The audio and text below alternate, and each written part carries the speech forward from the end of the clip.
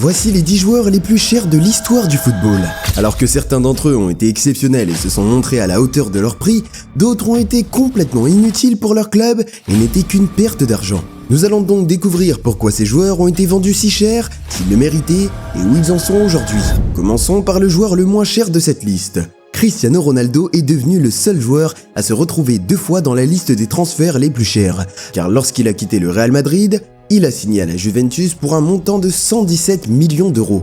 La période de Ronaldo à la Juventus a été compliquée, car il avait été recruté dans le but principal d'aider l'équipe à s'imposer en Ligue des Champions et à remporter le trophée européen, ce qui n'a malheureusement pas été le cas. Mais l'équipe de la Juventus avait des problèmes que Ronaldo ne pouvait pas résoudre. Malgré le peu de succès en Ligue des Champions, Ronaldo a remporté 2 Serie A et la Coupe d'Italie, tout en étant élu footballeur de l'année en Serie A à 2 reprises en l'espace de 3 ans seulement. Il a marqué 101 buts en 134 matchs et a réalisé quelques performances inoubliables à Turin, comme le triplé contre l'Atlético après avoir été mené 2-0 à l'aller et ce coup de tête irréaliste contre Sampdoria, où il s'est presque transformé en extraterrestre. Même si Ronaldo était âgé et a joué en Italie jusqu'à 36 ans, il est resté l'un des meilleurs joueurs d'Europe jusqu'à ce qu'il fasse son retour à Manchester United en 2021. Mais pas tous les joueurs à gros prix ont pu justifier leur valeur, car nous devons encore parler des plus grands échecs de tous les temps, des transferts qui ont ruiné certains clubs. Mais avant ça, parlons de Manchester. Les Citizens ont claqué 117 millions d'euros pour faire venir Jack Grealish au club à l'été 2021. Grealish a joué toute sa vie en Angleterre, après être passé par l'académie d'Aston Villa, où il est devenu le capitaine de l'équipe. En plus du fait qu'il s'est amélioré d'une saison à l'autre, il était certainement l'un des meilleurs dribbleurs de la Première Ligue et les défenseurs trouvaient qu'il était un véritable enfer. Mais le prix élevé de 117 millions d'euros a été imposé notamment parce qu'Aston Villa ne voulait pas le vendre. Grealish a passé 3 ans à Manchester, où il a remporté 3 Premières Ligues consécutives, et lors de sa 2e saison, il a remporté le triplé en étant l'un des meilleurs joueurs de l'équipe. Mais lors de sa 3e saison, les choses ont commencé à se compliquer pour Grealish, qui a perdu sa place de titulaire face à Jérémy Doku et Phil Foden. Cette saison-là, la chute a été si forte qu'il n'a même pas été appelé dans l'équipe d'Angleterre pour l'Euro 2024. Aujourd'hui, âgé de 28 ans, il devrait être au sommet de sa carrière. Mais on ne sait pas encore s'il parviendra à retrouver sa forme de la saison 2023 ou s'il continuera à se refroidir sur le banc de Man City. Mais le prochain joueur de cette liste est l'un des joueurs les moins chanceux au monde, car lorsque Griezmann a été transféré de l'Atlético Madrid pour 120 millions d'euros, l'équipe a remporté la Liga la saison suivante. En 2019, le Barça a signé avec le Français de 28 ans pendant qu'il était au sommet de sa carrière, mais cela s'est avéré être l'un des 3 transferts catastrophiques du Barça au cours des dernières années. Mais pour Griezmann, personne ne peut dire qu'il ne méritait pas un tel prix, car il a toujours été l'un des meilleurs attaquants d'Espagne et d'Europe au cours de ses dernières saisons. Sa plus mauvaise performance avec l'Atlético en Liga était de 15 buts. Il a également remporté la Coupe du Monde, l'Europa League avec l'Atlético et a même participé à la finale de la Ligue des Champions. Mais lorsqu'il a signé à Barcelone, les choses n'ont pas vraiment fonctionné. Le problème, c'est qu'à l'Atlético, Griezmann jouait le rôle de Messi, alors qu'à Barcelone, il y avait le vrai Messi. Et Griezmann a donc eu du mal à se faire une place solide dans l'équipe. En 2 saisons entières, il n'a remporté qu'une Copa del Rey, tandis que l'Atlético a remporté la Liga, et il a marqué seulement 9 et 13 buts en 2 ans. Ce qui représente une forte baisse de ses performances, ce qui a incité le Barça à le renvoyer en prêt à l'Atlético, puis à le revendre complètement pour 20 millions d'euros, ce qui signifie une perte totale d'environ 100 millions d'euros. C'était donc une mauvaise affaire. Le plus drôle, c'est qu'aujourd'hui Griezmann semble avoir repris sa forme, et à nouveau l'un des meilleurs joueurs de la Liga, ce qui signifie que Griezmann et le Barça n'étaient tout simplement pas faits pour être ensemble. Tout comme Eden Hazard qui a pratiquement mis fin à sa carrière le jour où il a quitté Chelsea pour rejoindre le Real Madrid dans un transfert de 120 millions d'euros. Hazard a passé 7 saisons en Première Ligue, où il était impossible à arrêter. Il a remporté 2 titres de Première Ligue et a été nommé dans l'équipe de la saison à 4 reprises. Il était sans aucun doute le meilleur dribbleur. Sa meilleure saison statistiquement a été sa dernière saison avec Chelsea, où il a marqué 16 buts en championnat et délivré 15 passes décisives. À 28 ans, il devrait avoir encore de belles années de football devant lui. Le Real Madrid a donc décidé de faire de Hazard sa prochaine recrue géante. Le transfert était tout à fait logique, car Hazard y faisait allusion depuis un certain temps. Ronaldo venait de quitter le Real, et Vinicius Junior n'était pas encore prêt à assumer le numéro 7 du club madrilène. Mais malheureusement, le gros transfert semble avoir tué la fin de football de Hazard, même si son appétit pour la cuisine n'a pas diminué. puisqu'il est arrivé au Real avec 5 kilos de surpoids. Dès le départ, les supporters se sont donc interrogés sur son niveau de motivation. Eden Hazard a passé 4 ans à Madrid, où il n'a fait que 76 apparitions pour 7 buts et 12 passes décisives, sans jamais retrouver son niveau de la première ligue. À cette baisse de motivation s'ajoutent des blessures récurrentes à la cheville, qui ont fortement limité son jeu. Aujourd'hui, à 32 ans, il a annoncé sa retraite anticipée, ce qui en fait l'un des pires transferts de l'histoire du football.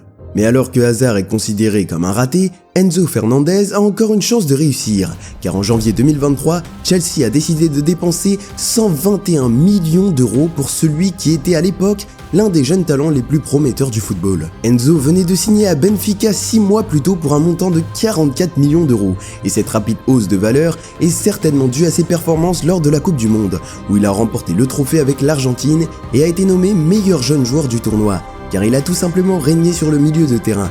Chelsea a certainement payé le prix de la hype de la Coupe du Monde en le recrutant quelques semaines seulement après le tournoi. Et il n'a passé qu'une saison et demie à Chelsea jusqu'à maintenant. Il a commencé fort, mais tout comme Chelsea, il n'a pas été parfaitement régulier. Et lors de sa deuxième saison, il a joué la majeure partie de la saison avec une blessure à l'aine, jusqu'à ce que sa saison soit interrompue à cause d'une opération chirurgicale. Enzo n'en est qu'à ses débuts, et malgré un démarrage difficile, il ne fait aucun doute qu'il est capable de changer la situation, ce qui aiderait également Chelsea à retrouver sa forme. Nous en arrivons maintenant au top 5 des joueurs les plus chers de tous les temps.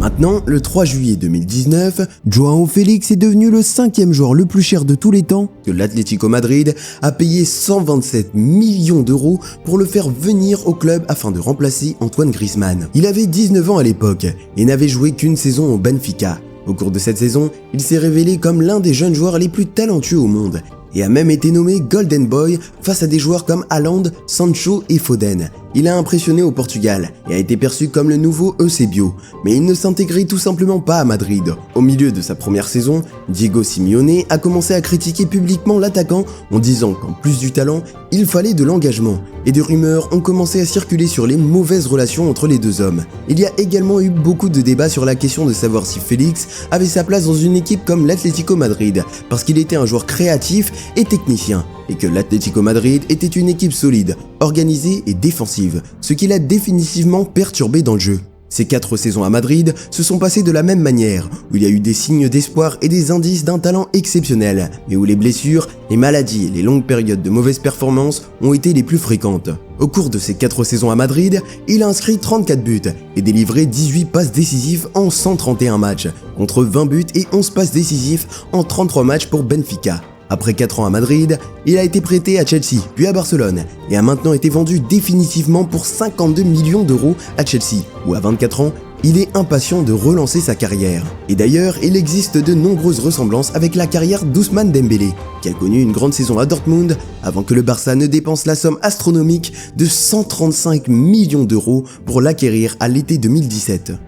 À 20 ans, Dembélé était l'une des plus brillantes jeunes stars d'Europe. Il venait d'être nommé meilleur jeune joueur de la saison en Bundesliga, avec 10 buts et 26 passes décisives cette année-là. C'était un ailier rapide et malin, capable de jouer des 2 pieds sans le moindre problème. C'est pourquoi Barcelone voyait en lui le parfait remplaçant de Neymar.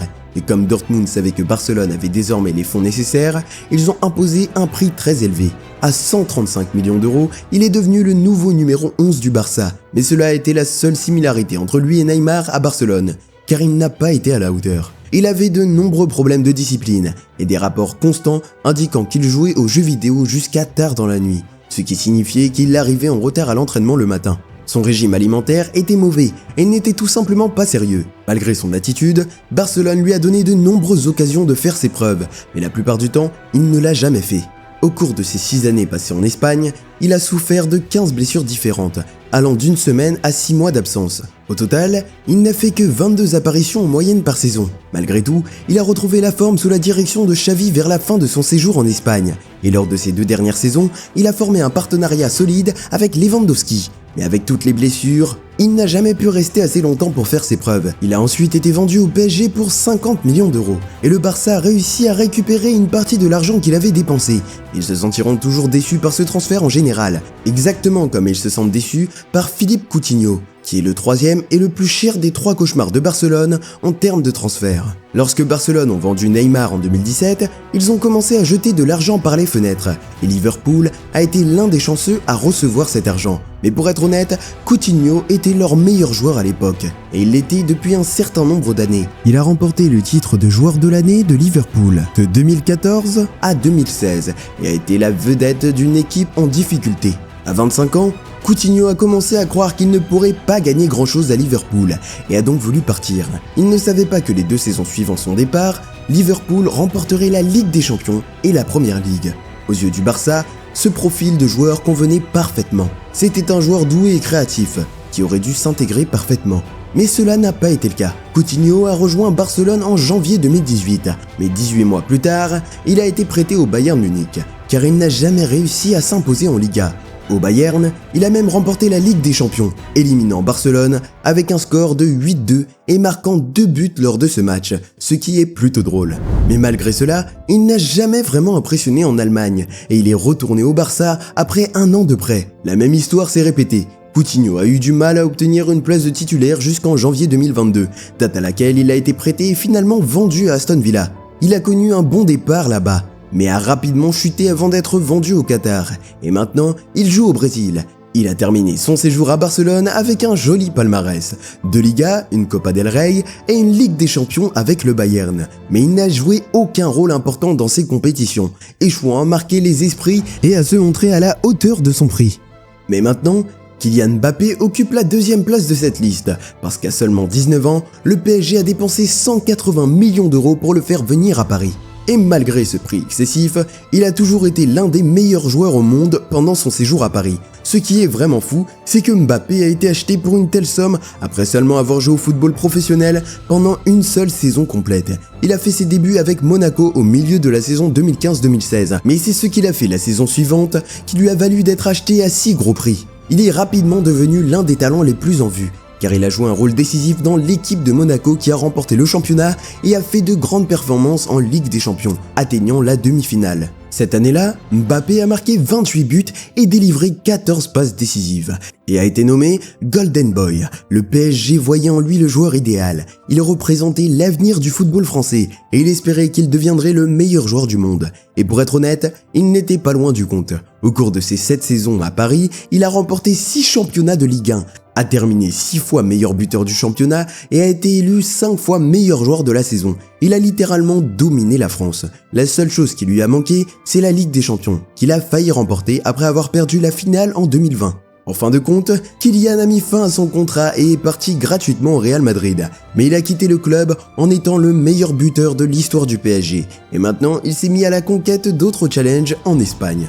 Mais si Kylian Mbappé était la star de Paris à cette époque, ce n'était pas ce qui était censé se produire, car la même saison Mbappé a signé, Neymar a quitté Barcelone pour rejoindre le PSG dans l'espoir de devenir le meilleur joueur du monde. Son transfert a coûté 222 millions d'euros au PSG, ce qui a carrément révolutionné le marché des transferts. Les 9 autres joueurs de cette liste ont été transférés après Neymar, et si leur prix est si élevé, c'est sans doute parce que Neymar a changé le marché des transferts et la valeur des joueurs de football. Avant lui, les transferts ne dépassaient jamais les 100 millions d'euros, et depuis on les voit à chaque mercato. Mais pourquoi le PSG l'a-t-il fait signer pour une telle somme?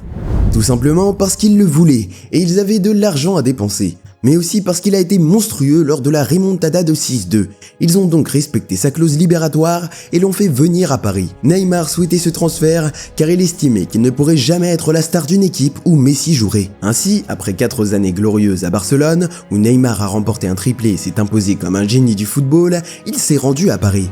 Il a passé 6 ans là-bas et à chaque fois qu'il jouait, il était extraordinaire. Il était l'un des plus grands dribbleurs de tous les temps, mais son principal problème était qu'il n'arrivait jamais à rester en forme pendant une saison complète. Il n'a jamais joué plus de 22 matchs en une seule saison, ce qui signifie qu'il a manqué pratiquement la moitié de la saison chaque année, ce qui ne favorisait pas son rêve de Ballon d'Or.